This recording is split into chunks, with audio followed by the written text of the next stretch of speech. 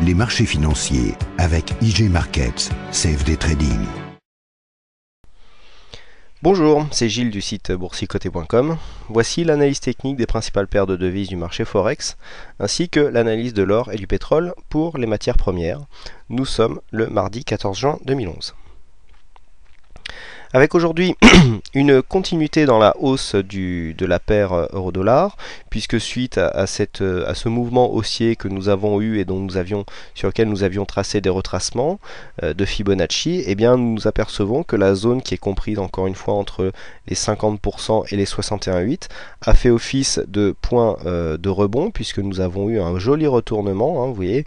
Alors là on a vraiment quasiment le retournement parfait, puisque nous avons donc un RSI, un stochastique en gros surachat avec une rupture de la résistance baissière comme ça qui était assez nette au niveau du RSI, donc un point de rupture ici, avec en même temps un MACD qui se retourne, qui donne le signal du retournement, et donc une remontée de tous les indicateurs avec une remontée des cours. Alors ce que nous pouvons constater sur ce genre de mouvement, c'est que quand on constate ici, quand on compare la hausse que nous avons sur l'euro-dollar avec la hausse des indicateurs, on peut remarquer que les cours montent beaucoup moins vite, puisque là nous sommes quasiment en zone de surachat par exemple au niveau du stochastique, et vous voyez que la dernière fois qu'on y était, on était sur une zone des 1,47 quasiment, alors que là on est à peine à 1,4480, 78. Donc on voit bien que nous sommes encore sous le coup d'une tendance baissière, puisque là si on venait à arriver au contact de la résistance que nous avons tracée là, eh bien on serait, si on y venait directement, on serait en gros surachat, et donc nous aurions peu de chances de franchir cette zone. Donc ici une consolidation ou un mouvement baissier serait à prévoir si toutefois il devait y avoir, il sera à prévoir avant si toutefois il devait y avoir par la suite une cassure haussière de cette résistance baissière. Donc pour l'instant mouvement haussier, qu'il est un peu tard de jouer, puisque nous avons des indicateurs qui commencent quand même à être assez hauts, donc le signal ici, pour ceux qui connaissent un petit peu mes critères de retournement, c'est assez classique, c'est voilà, on a une belle survente ici, une grosse amplitude au niveau du MACD, un retournement aussi au niveau des histogrammes, avec deux trois zones qui correspondent, à savoir ici une cassure haussière du RSI par rapport à une résistance baissière tracée sur l'indicateur, et surtout ici un contact avec un support que j'ai rajusté pour qu'il colle plus, mais qui arrivait légèrement plus haut et qui nous donnait une zone de support finalement significative. En général, quand nous avons ce genre d'éléments qui se mettent, qui arrivent tous en même temps, il y a un rebond technique, et vous voyez que quand nous sommes dans une tendance baissière, même si nous avons un gros signal de retournement à jouer contre la tendance, malgré la force du signal, nous avons assez peu finalement de potentiel de gain, puisque là au plus bas on était à peu près à 1,43 20-30, c'était une ouverture du dimanche soir, donc c'est toujours compliqué de prendre position sur ce genre de cotation. Donc on ira à 1,4330 qui correspond à un support plus connu, 43,30-40 qui correspond donc au retracement, et donc là nous sommes à 1,4480. Bon, vous me direz ça fait 150 pips, mais par rapport à l'amplitude que nous avons là sur le mouvement baissier, là nous étions à 1,47 et nous finissons à 1,4330, ça nous fait 370 pips, vous voyez, c'est le double, plus du double même. Donc vous voyez que trader dans la tendance, on a un objectif, enfin un potentiel de gain qui est supérieur, même si on a des bons mouvements techniques à contre-tendance, les objectifs sont meilleurs. Donc ici, possible ralliement de la zone des 1,45 20-25 qui correspond au Fibo des 23,6 et à une résistance horizontale. Donc c'est l'objectif de ce mouvement. Après test de la résistance, si on y va directement, certainement un gros surachat qui nous empêchera de franchir cette résistance dans de bonnes conditions. On continue tout de suite avec le câble, paire livre sterling contre dollar américain, avec suite au mouvement haussier que nous avons connu hier, on a plafonné là sous cette zone de résistance que je vous indiquais déjà hier, 64,50. On n'est pas vraiment venu jusque sur cette zone, puisque le plus haut s'est inscrit à 64,42. Là encore une fois, Signal de retournement assez franc, hein, puisqu'on avait un stochastique ici en surachat lorsque nous avons retourné le MACD, un RSI qui a fait une brève apparition ici en zone de surachat. Alors c'était assez intéressant puisque nous avions toujours ce support haussier que je vous avais tracé, ça fait un petit moment déjà qu'il est là, celui-là. Vous voyez qu'on est descendu et on est revenu chercher une zone ici qui passe juste sur cet ancien support haussier qui du coup est en train de se transformer en résistance.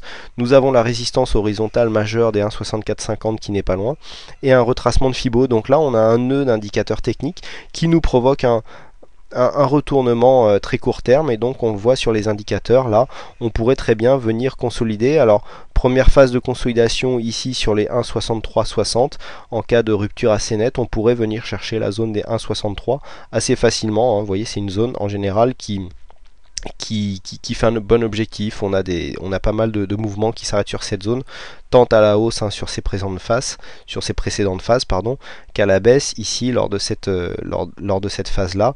Bon, là on avait traversé, on était venu chercher un objectif plus bas. Donc ici objectif 1,63, objectif pour ceux qui ont pris ce trade ici, et objectif intermédiaire sur la zone des 1,6360. Bien sûr on invalide le mouvement baissier en cas de cassure des 1,6450. Tout de suite la paire dollar-yen, donc dollar-yen qui vient de tester aujourd'hui encore une zone de cotation qui se situe entre l'ancien 61,8 et donc une résistance intermédiaire des 80,70. Donc pour l'instant là ces Fibo ne nous servent plus à grand chose, donc on va les effacer, voilà, pour gagner un petit peu en lisibilité.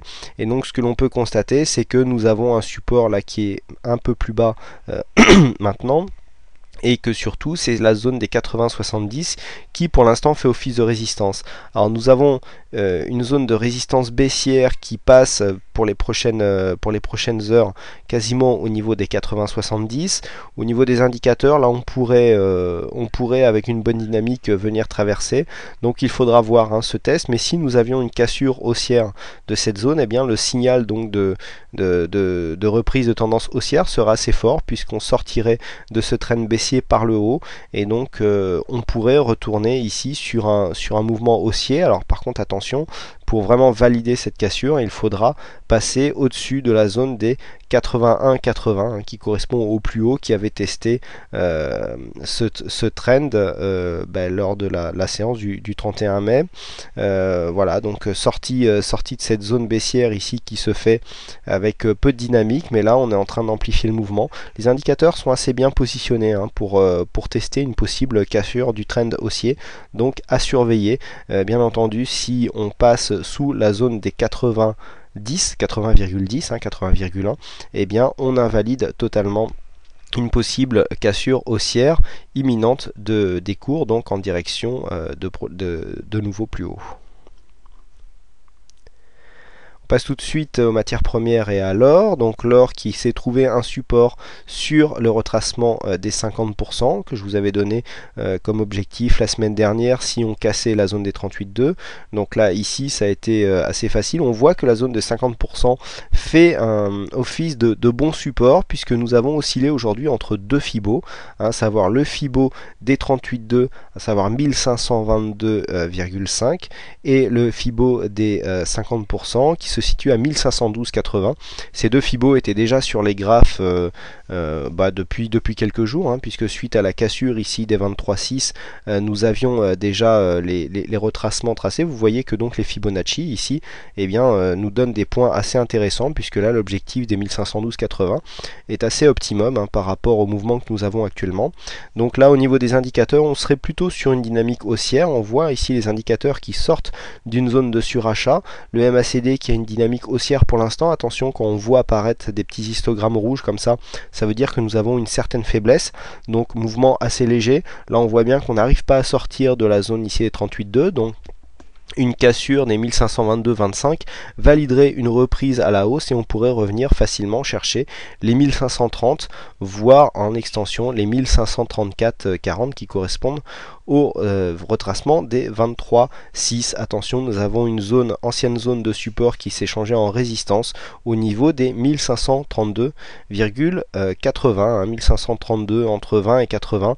On a une zone ici qui pourrait faire office de résistance et donc nous empêcher de venir valider le 23,6. Et enfin on termine avec le pétrole donc qui, après avoir marqué un mouvement baissier qui nous a permis de casser ici cette zone des 98, est venu chercher l'objectif hier des 96,30 qui est vraiment le bas du trend. Là on a eu un support aujourd'hui aux alentours des 96,50 et puis nous sommes repassés au-dessus des 98. On voit un beau mouvement qui a été initié hier, début de retournement ici sur cette zone avec une survente marquée et des histogrammes qui commencent à donner des petits signaux et puis qui se retournent plus franchement après. On a un signal haussier qui s'est mis en place. Alors attention, hein, si on regarde en détail ce mouvement, voilà, le temps que je trouve mes outils, eh bien on peut remarquer que si on trace un Fibo sur cette phase, eh bien nous sommes pour l'instant aux alentours des 50%, hein. Donc ici on est venu marquer un mouvement baissier. Nous avons donc un Fibo à 50% qui est à 99,29. Les plus hauts sont venus se marquer sur cette zone.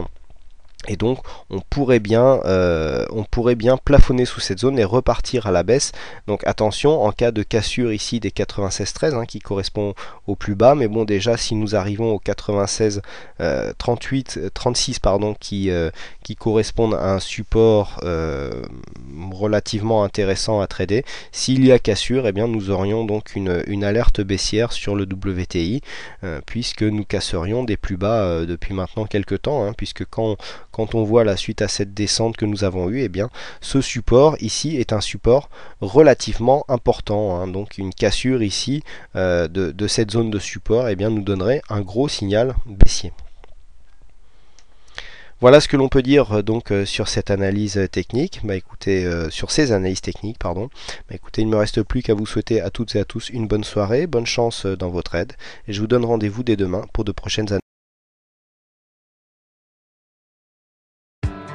Les marchés financiers avec IG Markets, CFD Trading.